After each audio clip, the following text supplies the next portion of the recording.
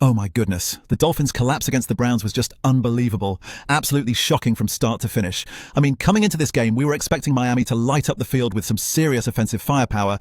But what did we get? 3 brutal interceptions from Tua Tagovailoa, each one more painful than the last.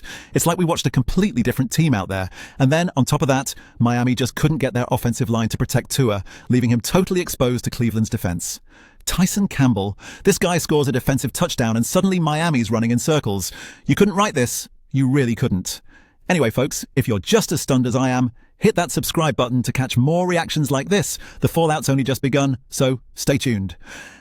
Now let's talk about Quinshon Judkins because, wow, did he just redefine dominance on that field. This guy was an unstoppable force against the Dolphins, and his performance was nothing short of a tactical masterclass. Listen, we're talking 84 rushing yards on 25 carries, which doesn't sound like a lot, but believe me, his 46-yard rushing touchdown in the second quarter was a game changer.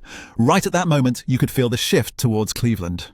Judkins effortlessly sliced through the Dolphins' defensive line, unveiling their gaping vulnerabilities, which, let's be honest, were painfully obvious. His pace and power not only forged pathways where there seemingly were none, but he also allowed Cleveland to control the tempo, sustain lengthy drives, and keep possession, which was crucial.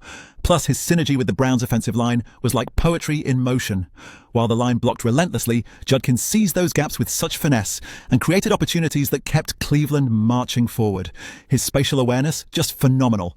Seriously, his ability to turn regular plays into substantial gains showed not just his physical prowess, but his football IQ too. This guy, he's becoming quite the star, isn't he? It's no surprise that his contribution was vital in turning the tide for Cleveland. And right behind every great offensive performance lies an equally robust defensive display.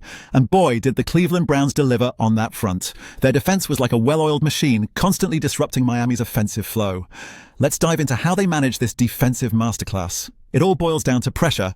They brought it, and how. Tua Tagovailoa was under siege, sacked 4 times, no breathing room whatsoever.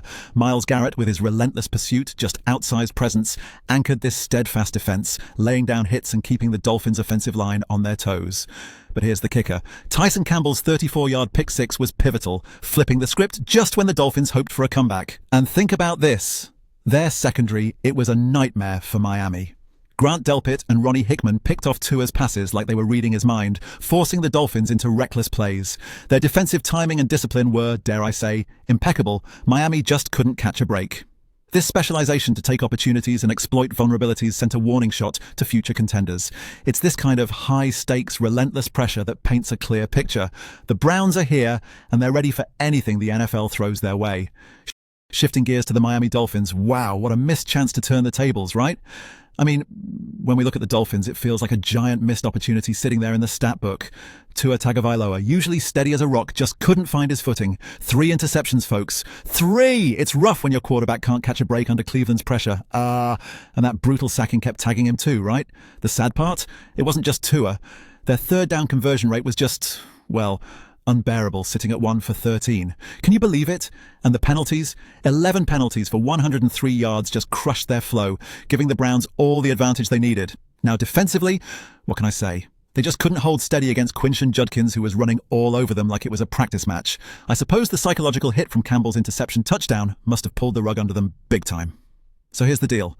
Miami has some soul searching to do. What do you guys think? Can they bounce back? Drop your thoughts in the comments below because I'd love to hear your takes on this roller coaster of a game.